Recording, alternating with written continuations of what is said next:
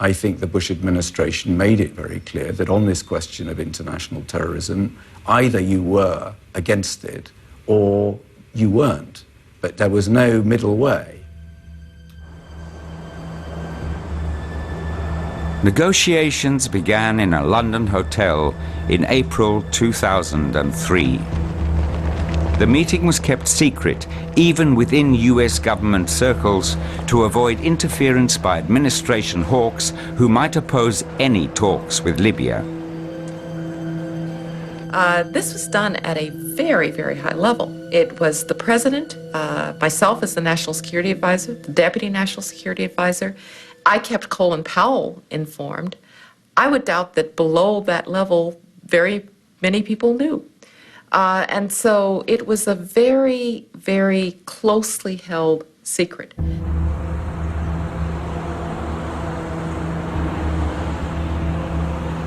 When we started to learn how much the Libyans had, particularly on the nuclear side, the centrifuges that were there, and sophisticated centrifuges, not so-called P1, but P2 centrifuges, very sophisticated, we were really quite surprised. That, of course, was the concern at this point in time, that they would make a gesture of giving up their program, but they would not disclose and give up the whole program. They would, if you will, hedge their bets, try to get the benefits of giving up the program without really having come clean.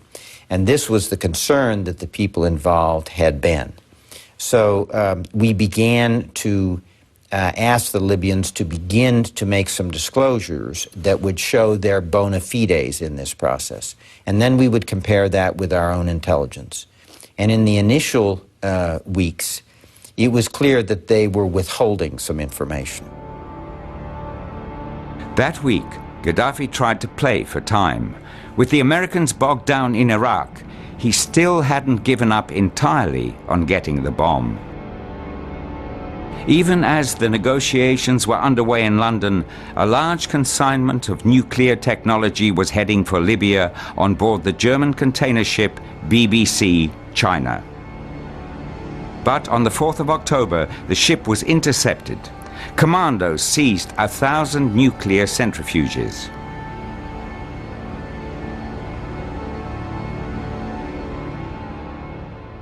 I, to this day, don't quite understand what was going on with the Libyans in terms of whether they intended to negotiate away certain of their weapons programs and try then to backfill or to create new weapons programs. That it would be quite in character to have played a double game like that. It's perfect.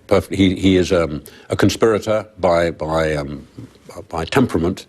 He's always trying to play a complicated game. Some simple games don't appeal to him too much. The Proliferation Security Initiative, which quite, in a sense, innocently, quite apart from these negotiations, intercepts this ship. And the shipment is clearly headed for Libya. And I think at that point, we went to the Libyans and said, all right, what is going on here? You really, if you're making a choice to get rid of your weapons of mass destruction, this doesn't give us any confidence that, in fact, that's the case. The Libyans claimed that this was something that had happened without the knowledge of the leadership, that they, too, had kept the negotiations very compartmentalized, so perhaps people in their government didn't know that they were giving up their weapons of mass destruction.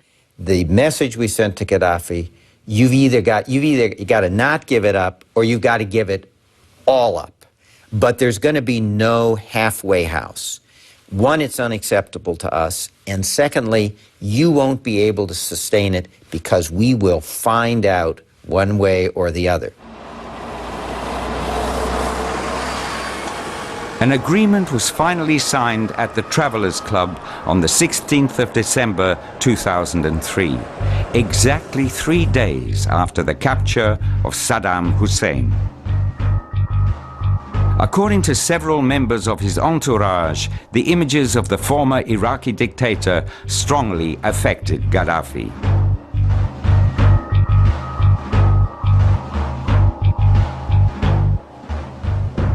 One point in the agreement was particularly important for the British Prime Minister and the US President.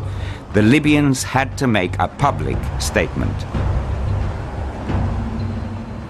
I had been sent various instructions about what the Libyans had undertaken to say, who was going to say it in what order, after which Mr. Blair would make a broadcast from a studio which had been set up near his constituency in the north of England.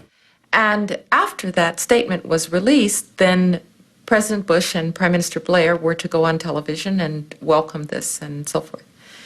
And the day of the announcement came, and we kept waiting, and we kept waiting, and we kept waiting. No statement, no statement, no statement. And the evening when this announcement was scheduled to be made, there was a football match on in Tripoli between Al Ahly and Ittihad, the two leading Tripoli teams, and it went into extra time. So the broadcasts were delayed, and I was getting telephone calls in my residence from number 10 Downing Street in London saying, what's happened? We have to tell the Prime Minister whether he should go to the studio or not. So I said, well, what's happened at the moment is it's Al Ahly 2, Ittihad 1, and I'll tell you when there is some further news. Finally, the call came. Late that evening, the Libyan Minister of Foreign Affairs addressed the media. Gaddafi had refused to do it himself.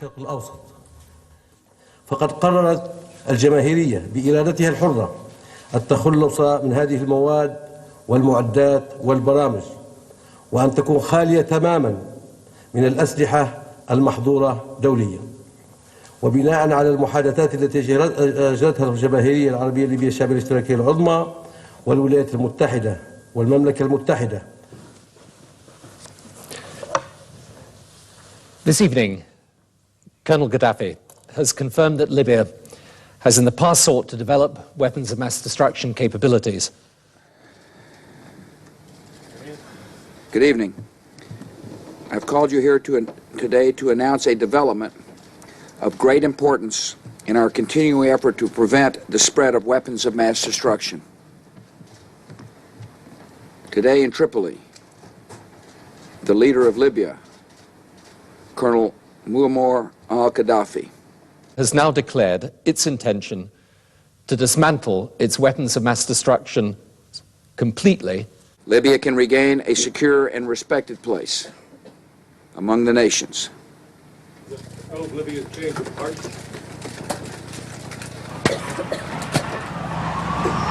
That night, Bush and Blair called each other with congratulations.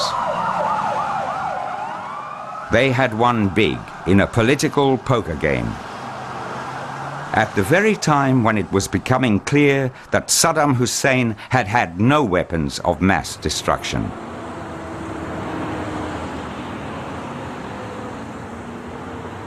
Now, you know, Gaddafi is not Saddam Hussein. Saddam Hussein was the leader, and him and his two sons, that there was no evidence whatever that they were changing their path. Gaddafi, on the contrary, who in my view is a different type of leader altogether, had decided that whatever the past was, he was going to have a different type of future. Well, it was a tremendous breakthrough to have a country give up its weapons of mass destruction, a country that had been isolated for almost 30 years to suddenly decide that it wanted to re-enter. It was a huge political and foreign policy victory. And it's ironical, of course, that we thought, we were convinced that Saddam Hussein was hiding his WMD, and we didn't know that Gaddafi had nuclear capability. For Bush, it was important partly because we couldn't find the WMD in Iraq, but because he had argued in going to war that there would be a ripple effect, that taking out one bad guy, very bad guy, would impact on the behaviour of others. And so here was the first place where he could demonstrate the ripple effect was actually working. And one of the things we self-consciously did was to go to the North Koreans and show and urge upon them the Libyan example. And we even urged the Libyans to be in contact with the North Koreans and make the same case. I don't know whether they ever did or not. Then we had to make sure, which is why the normalization, or the road to normalization, was important, that Libya was indeed rewarded for having given up its weapons of mass destruction. Because if it looked as if Libya gave up its weapons of mass destruction and got nothing in return, then why would a country do this? Neither Iran nor North Korea followed suit. The Libyan case, riddled with entangled interests, bluff and realpolitik, was unique. But the rewards came quickly. A congressional delegation visited Libya, and President Bush granted the Libyan government immunity from all legal action pertaining to terrorism. Gaddafi's criminal record was wiped clean. Last and probably least, it is our custom to give a coin. من عادتنا أن نترك عملة تذكارية. Perhaps someday you will come and address Congress. هذه من تقاليدنا، ربما ستأتوا تزورون في يوم من الأيام.